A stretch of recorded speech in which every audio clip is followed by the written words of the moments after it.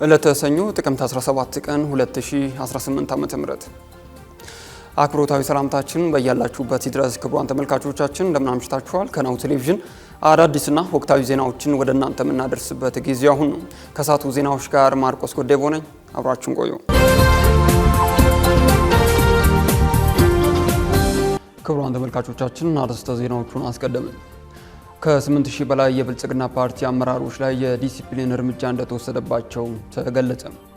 በጸጥታ ችግርና ውስን ተደራሽነት ምክንያት በአማራ ክልል የሰብአዊ እርዳታ ስራዎች እየተስተጓጎሉ መሆናቸውን የዓለም ምግብ ፕሮግራም አስታወቀም። ከውጭ ጅቡቲ ከ75 ዓመት በላይ የሆናቸው ግለሰቦች ለፕሬዝዳንትነት እንዲወዳደሩ የሚያግደውን ሕግ መንግስታዊ ድንጋጌ ለማሻሻል ውሳኔ አሳለፈች።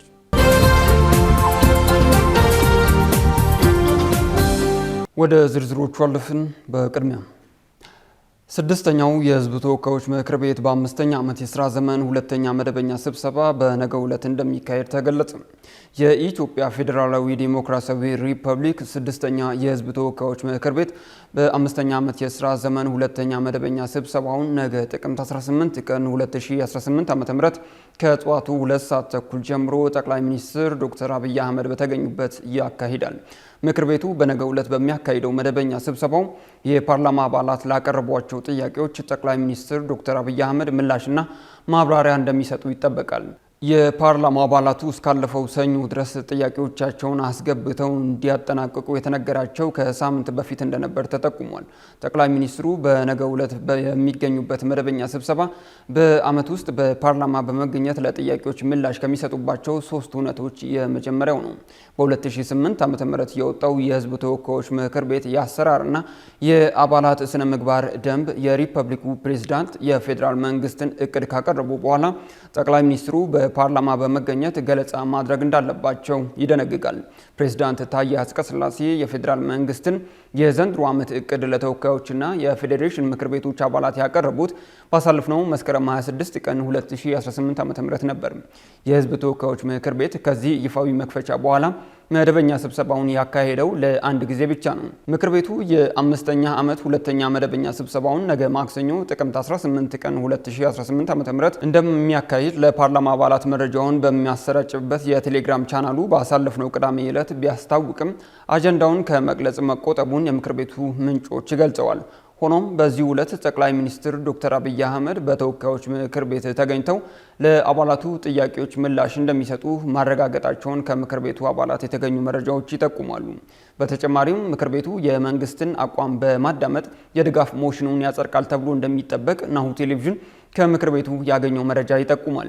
በዕለቱ በሚካሄደው ምክር ቤቱ መደበኛ ስብሰባ በአዲስ አበባ የሚገኙ የተለያዩ ሀገራት አምባሳደሮችና ዓለም አቀፍ ተቋማት ተጠሪዎች፣ የሃይማኖት አባቶችና የሀገር ሽማግሌዎች፣ የተፎካካሪ ፓርቲ ተጠሪዎችና ሌሎች ጥሪ የተደረገላቸው እንግዶች የሚገኙ ሲሆን የስብሰባው ሙሉ ሂደትም በቀጥታ ስርጭት ለህዝብ የሚተላለፍ ይሆናል። ከ8000 በላይ የብልጽግና ፓርቲ አመራሮች ላይ የዲሲፕሊን እርምጃ እንደተወሰደባቸው ተገለጸ። 8613 የብልጽግና ፓርቲ አመራሮች ላይ ኃላፊነታቸውን በአግባቡ ባለመወጣታቸው የዲሲፕሊን እርምጃ መወሰዱን የፓርቲው ምክትል ፕሬዝዳንትና የዋና ጽሕፈት ቤት ኃላፊ አቶ አደም ፋራህ ገልጸዋል። በፓርቲው የተወሰደው እርምጃ ከኃላፊነት ማንሳት፣ ከደረጃ ዝቅ ማድረግና ሽግሽግን ያካተተ መሆኑን አቶ አደም ተናግረዋል። ፓርቲው ቃል የገባውን በተግባር እንዲያረጋግጥ በየደረጃው ያለው አመራርና አባል በጥሩ ስነ ምግባር ኃላፊነቱን በብቃት እንዲወጣ እየተሰራ መሆኑንም መግለጻቸውን የሀገሪቱ ብሔራዊ ቴሌቪዥን ዘግቧል። በቀጣይ የተሰጠውን ኃላፊነት በሚገባ በማይወጣ ህዝቡን በታማኝነት የማያገለግል በብልሹ አሰራርና ሌብነት ውስጥ የተዘፈቀ አመራር ላይ የሚወሰደው እርምጃ ተጠናክሮ እንደሚቀጥልም አረጋግጠዋል ተብሏል። በየደረጃው ያለው አመራርና አባል በጥሩ ስነ ምግባር ኃላፊነቱን እንዲወጣ በዚህም የህዝብ ተጠቃሚነትና ኑሮ እንዲሻሻል ስርዓት እንዲገነባ ፓርቲው በትኩረት እንደሚሰራም አቶ አደም አመላክተዋል። በተጨማሪም ቀጣዩ ሀገራዊ ምርጫ ነፃ ሆኖ በህዝብ ታማኝነት ያለው ሆኖ እንዲካሄድና እንዲጠናቀቅ ፓርቲው የድርሻውን ለመወጣት ቁርጠኛ መሆኑንም አቶ አደም ተናግረዋል። የብልጽግና ፓርቲ ስራ አስፈጻሚ ኮሚቴ ባሳለፍነው ጥቅምት 14 ቀን 2018 ዓ.ም ስብሰባውን አካሂዷል። በዝርዝር ወደምንመለከተው ዜናችን ስናልፍ ኢትዮጵያ የአውሮፓ ህብረትና የግብፅን የጋራ መግለጫ ችግር ያለበትና በእጅጉ የሚያሳዝን ነው ስትል ተቸች።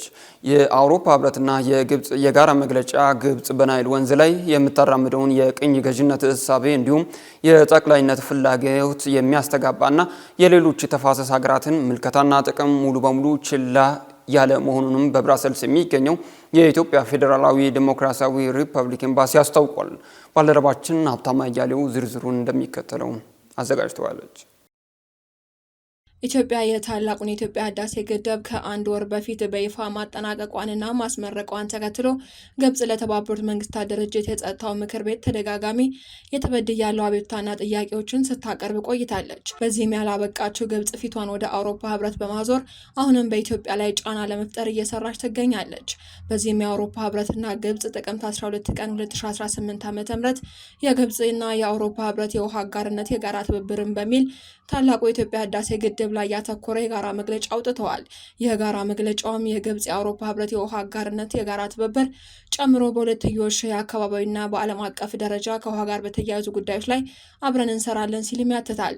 ይህንን ተከትሎም በብራሰልስ የሚገኘው የኢትዮጵያ ፌዴራላዊ ዲሞክራሲ ሪፐብሊክ ኤምባሲ የአውሮፓ ህብረትና ግብጽ በጋራ ባወጡት መግለጫ ላይ ጠንካራ ትችትን ሰንዝረዋል። ኤምባሲው ሐሙስ ጥቅምት 13 ቀን 2018 ዓ.ም ባወጣው መግለጫ የአውሮፓ ህብረትና የግብጽ የጋራ መግለጫ ግብጽ በናይል ወንዝ ላይ የምታራምደውን የቅኝ ገዥነት እሳቤ እንዲሁም የጠቅላይነት ፍላጎት የሚያስተጋባና የሌሎችን ተፋሰስ ሀገራት ምልከታና ጥቅም ሙሉ በሙሉ ችላ ያለ ነው ሲሉም ገልጾታል። የአባይ ወንዝ 11 ተፋሰስ ሀገሮች እንዳሉት መዘንጋት የለበትም ያለው የኤምባሲው መግለጫ አክሎም የአውሮፓ ህብረትና የግብጽ መግለጫ ከሰሃራ በታች ባሉ የአፍሪካ ሀገሮች የሚኖሩ ከግማሽ ቢሊዮን የሚጠጉ ሰዎችን መብት ምኞትና ህልውና ሙሉ በሙሉ የሚሽር ነው ሲልም አጣጥሎታል።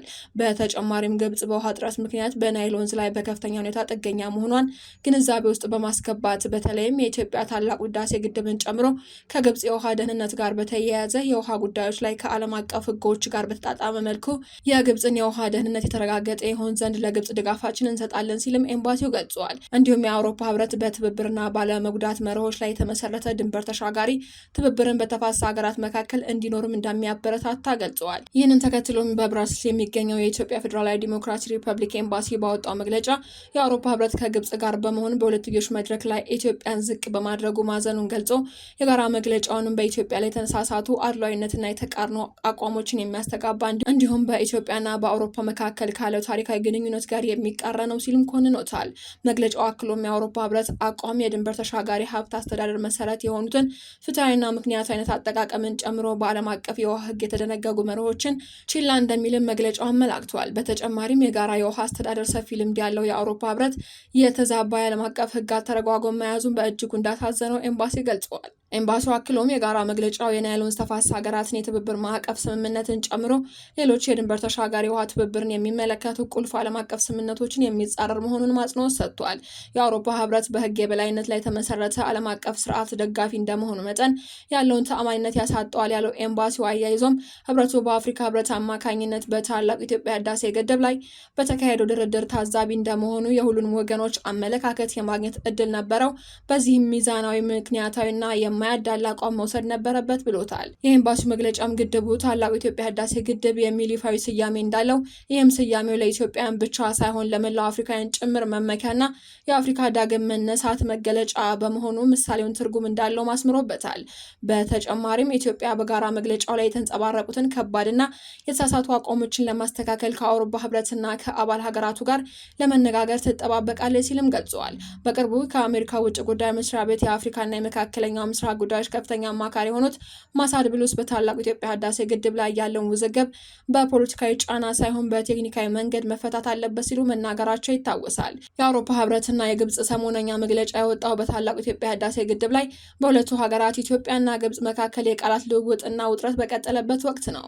በቅርቡ የግብፁ ፕሬዝዳንት አብዱል ፈታህ አልሲሲ ግብጽ ኢትዮጵያን በግድቡ ላይ የምታደርገውን የተናጠል የውሃ አጠቃቀም ያልተገባና ኃላፊነት የጎደለው ነው፣ የግብጽ የውሃ ጥቅሞችም ለማስጠበቅ ሁሉንም አስፈላጊ እርምጃ ትወስዳለች ሲሉ መግለጻቸው ይታወሳል።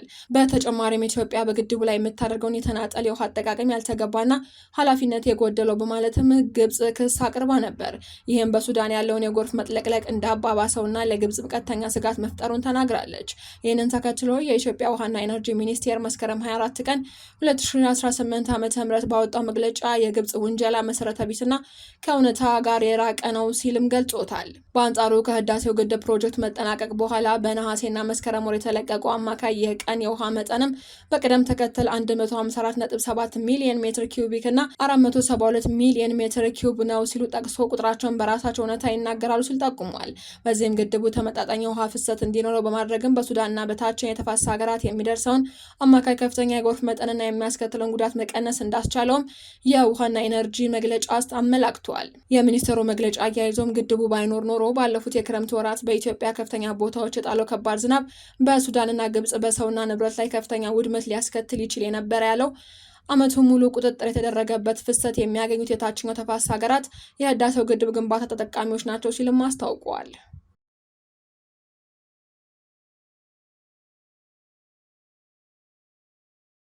በጸጥታ ችግርና ውስን ተደራሽነት ምክንያት በአማራ ክልል የሰብአዊ እርዳታ ስራዎች እየተስተጓጎሉ መሆናቸውን የዓለም ምግብ ፕሮግራም አስታወቀም። የዓለም ምግብ ፕሮግራም በአማራ ክልል የሰብአዊ እርዳታ ስራዎች በቀጠለው የጸጥታ ችግርና የተደራሽነት ውስንነት ምክንያት ከፍተኛ የሆነ የሎጂስቲክስ ፈተናዎች እየገጠሙት መሆኑን አስታውቋል። ድርጅቱ አማራ ክልልን በተመለከተ ባወጣው የስራ ሁኔታ ግምገማ ሪፖርት በተለይም በመተማና በምስራቅ አማራ አካባቢዎች ያለው የጸጥታ ችግር የእርዳታ አቅርቦቶችን ትራንስፖርት በእጅጉ እያዘገየ መሆኑን ጠቁሟል። ሪፖርቱ በተለያዩ አካባቢዎች የንግድ ትራንስፖርት አገልግሎት እጥረት መኖሩን በመጥቀስ ለተቸገሩ ማህበረሰቦች እርዳታ በወቅቱ እንዳይደርስ እንቅፋት እየፈጠረ መሆኑን አስረድቷል። የዓለም ምግብ ፕሮግራም ምንም እንኳን እነዚህ ገደቦች ቢኖሩም የሎጂስቲክስ ክላስተር ግጭት ባለበት ክልል ውስጥ የሰብአዊ አጋሮች ስራዎቻቸውን መቀጠል እንዲችሉ ትራንስፖርትን፣ ማከማቻንና ቅንጅትን ጨምሮ የጋራ አገልግሎቶችን ማቅረብ መቀጠሉን ገልጿል። ሪፖርቱ እንደሚያመላክተው የሎጂስቲክስ ክላስተር በመስከረም ወር 2018 ዓ.ም 172 ኪዩቢክ ሜትር የሰብአዊ እርዳታ ወደ ክልሉ እንዲላክ አመቻችቷል። ይህም ከጥር ወር 2017 ዓ.ም ጀምሮ የተጓጓዘውን አጠቃላይ መጠን 7711 ኪዩቢክ ሜትር ያደርሷል ነው የተባለው። ቀጣይነት ያለው ጥረት እየተደረገ መሆኑን የገለጸው ሪፖርቱ የጸጥታው ሁኔታ ተለዋዋጭ በሆነበት ወቅት የእርዳታ አቅርቦት ለማረጋገጥ ተሽከርካሪዎችን በአንድ ላይ ማንቀሳቀሳቸውን ወሳኝ መሆኑን ጠቅሷል።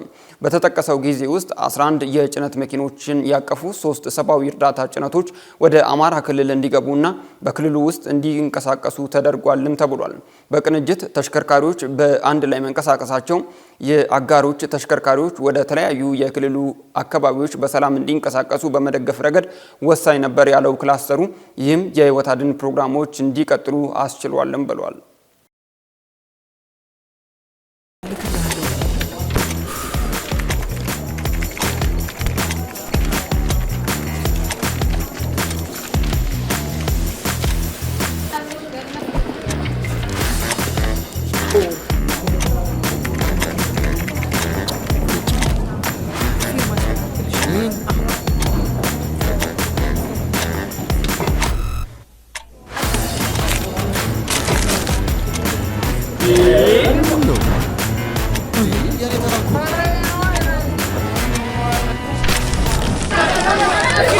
ዘመናዊ የባንክ አገልግሎቶችን በማስተዋወቅ ፈርቀዳጅ የሆነው ባንካችን አቢሲኒያ አሁን ደግሞ በአይነቱ ለየት ያለውን ወረቀት አልባ የባንክ አገልግሎት በሁሉም ቅርንጫፎቹ ይዞልዎት መጥቷል። በስማርት ቴክኖሎጂ በመታገዝ የፊት ገጽን ወይም የጣት አሻራን በመጠቀም በራስ አገዝ አገልግሎት ወይም በባንካችን ሰራተኞች ታግዘው ሂሳብ መክፈት፣ ገንዘብ ገቢ ወጪ ማድረግም ሆነ ሌሎች ፈጣንና ደህንነቱን የጠበቀ የተሟላ የባንክ አገልግሎቶች ያገኛሉ። አቢሲኒያ የሁሉም ምርጫ።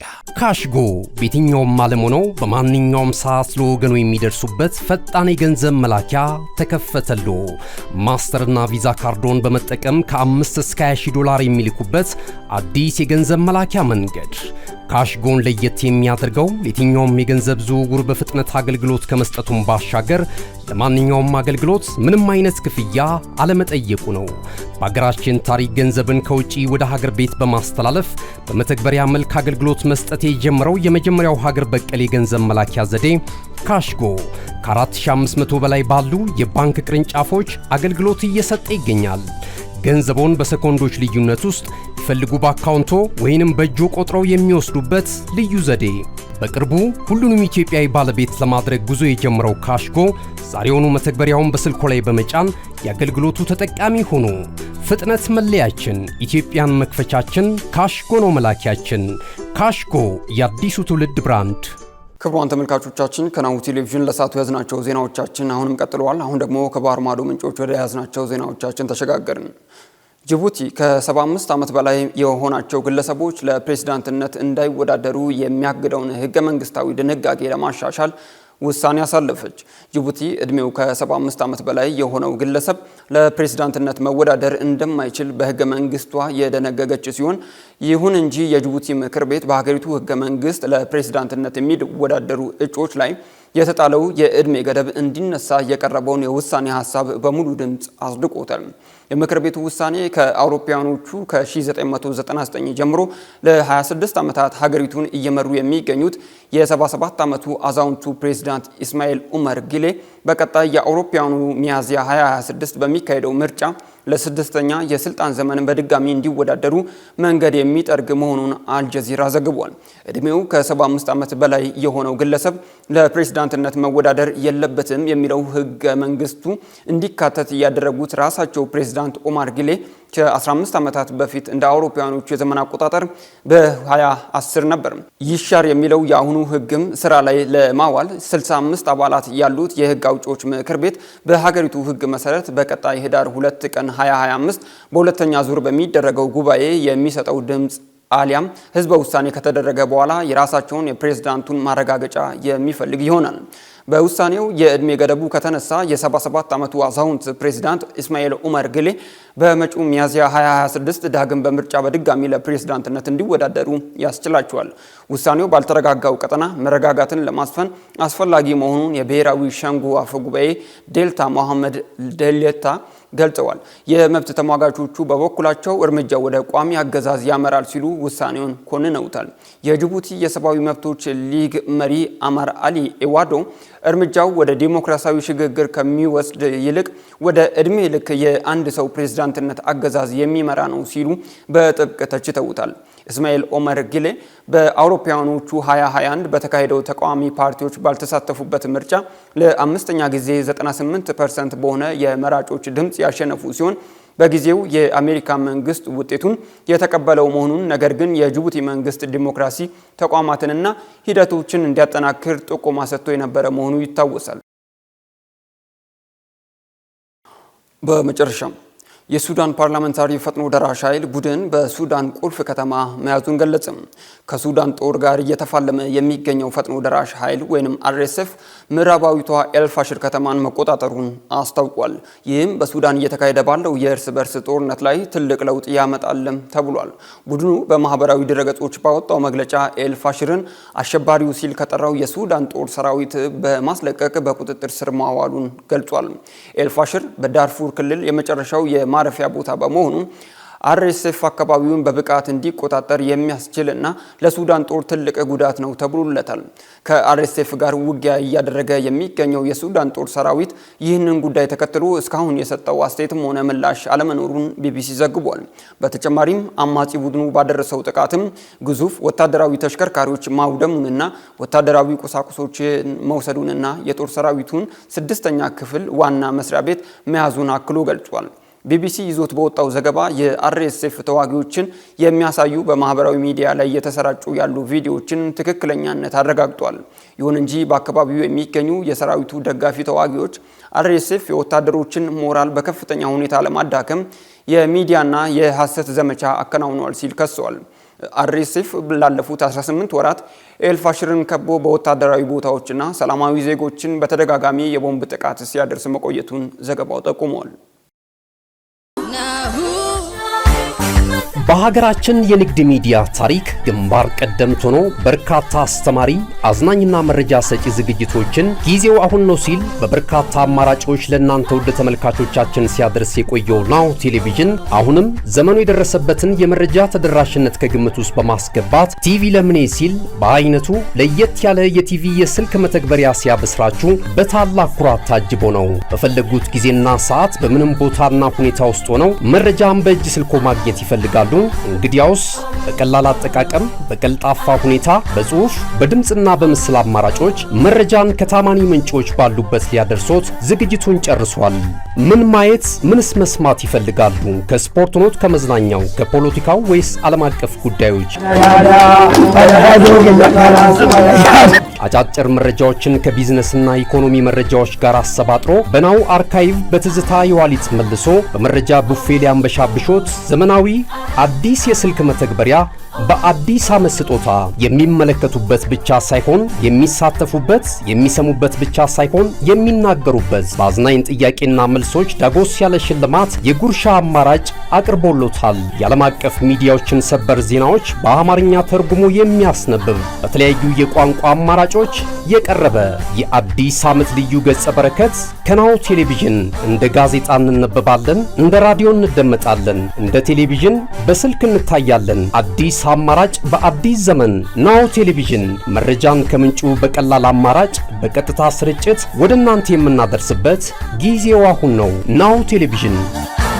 መልካም አዲስ ዓመት።